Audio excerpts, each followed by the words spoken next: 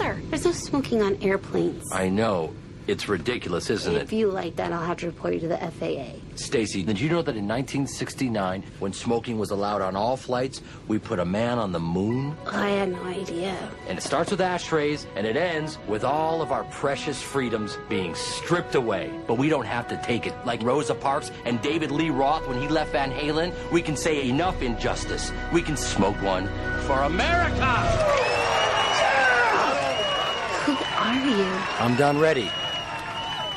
I got the goods. Who is Don Reddy? He's somebody who's ready for you to believe that that's his real hair on top of his head.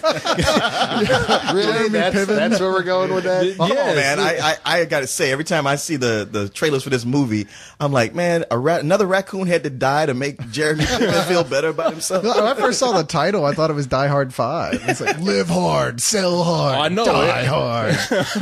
Hey, coffee's for closers. Yeah, no, this movie does star Jeremy Piven, who we haven't really seen in has he ever been in a role where he's the lead guy in a movie? In a film? In a film. Not that I can think of. Oh, I guess he wasn't the lead in, what was that shitty movie? He's been in movies where there was an ensemble of people who kind of had equal screen time, but this is I don't know. I think this is the first movie he's had to lead in. No. There was that movie where he played Ari Gold, because he usually does, where he was having the bar mitzvah. His son was. I don't remember that. Oh, that movie. Yeah. Well, but he wasn't even really the star of that, was he? Yeah, he was. In it.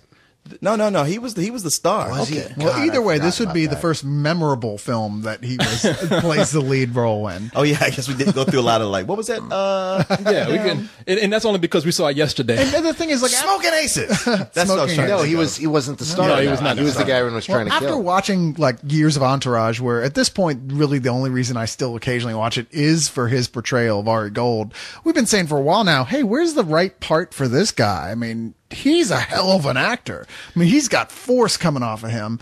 And this was just exactly the right role I think. Yeah. No, Jeremy Piven is always someone I've liked. No matter what movie he's been in, no matter how bad the movie is, I've always said Jeremy Piven is somebody that's the character I appeal to. Not only I appeal to, but or who appeals to me, but I want to be that guy.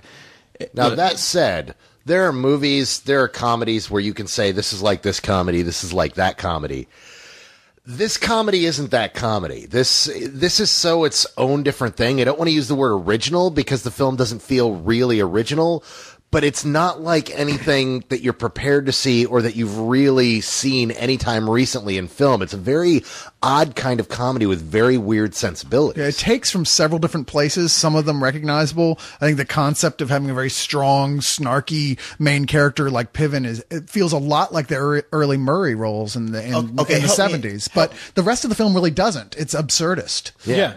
Oh, really? Yeah. Because I'm going to say, I'm looking at it and I'm like, okay, it's Used Cars meets Glengarry Glen Ross. No, it's so bizarre, this film, and it takes you by surprise. Not every joke works, but most of them actually do, at least somewhat, and some of them damn near knock you flat. Yeah, you're talking about the plot of those movies, but the thing is Used Cars and Glengarry Glen Ross, you're involved in the characters and you're involved in the story, and this movie doesn't care about its characters or its story. No. It's all about telling jokes, and the thing is it works because it's fucking funny. Yeah, it's... Corey, what's this movie about? Well, I'm glad you asked. No, as we mentioned, Jeremy Piven plays a guy named Don Reddy, and at the beginning of the movie, it opens up with this car lot, and Jeremy Piven's not in the scene yet, but it's a car lot with all these car dealers around. They're not selling cars. They're sitting around doing nothing. One guy is a Vietnam vet who's losing his fucking mind on a customer. So the owner comes up and says, obviously we're not moving cars. We need to call mercenaries. And everybody's like, oh, you sure you want to do that?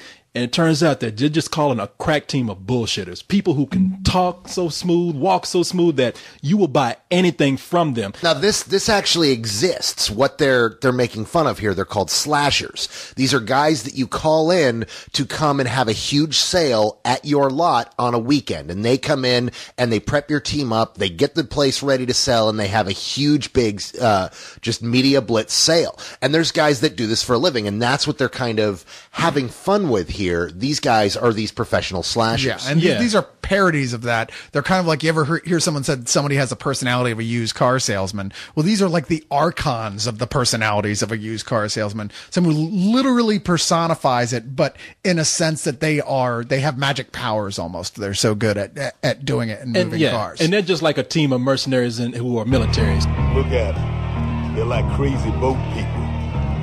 I love it.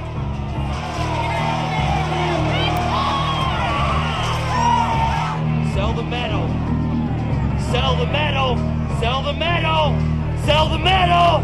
Sell the metal.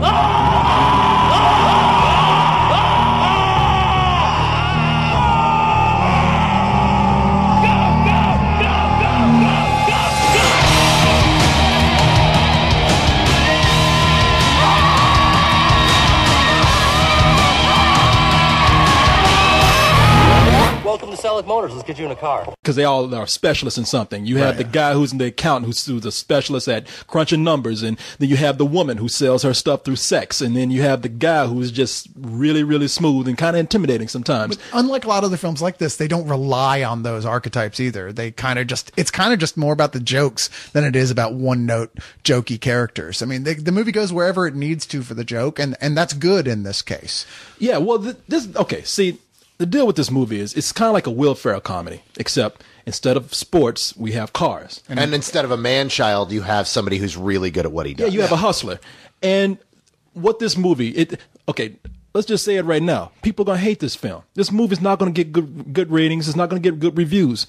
It is a movie that asks you have to accept its silliness. You have to embrace its silliness because that's what it is. Yeah, Will Ferrell comedies are silly. But because we don't have that main character of a man-child to kind of sell us on that point, this movie, and as you say, it's absurd. They're just things that just happen out of nowhere. And either you will find that funny because it did just happen out of nowhere. Or you'll hate it.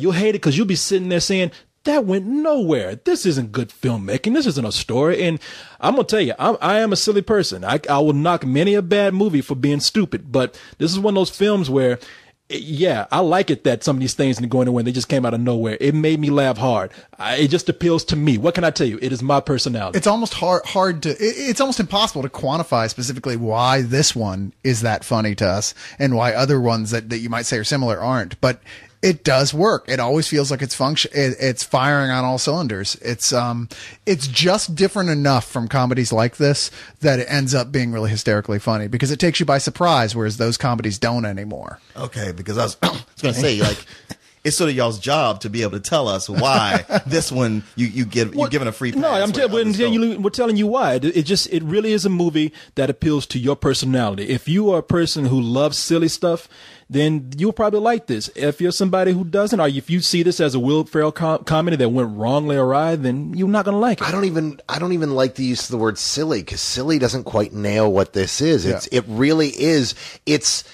I would liken it to an absurdist play, something like The Zoo Story or Who's Afraid of Virginia Woolf, if it had a point. But it doesn't even have a point. It's just absurdity for the sake of being absurd. Well, it's a little more like Dadaism, really. The closest thing I can actually compare it to is the Wet Hot American Summer, except that it never goes as far with tweaking reality as Wet Hot American Summer does. It's just that kind of let's throw it at the wall and see if it sticks kind of movie, except that most of it sticks. It's really hard to quantify. Yeah. It's a very strange film. There's the running joke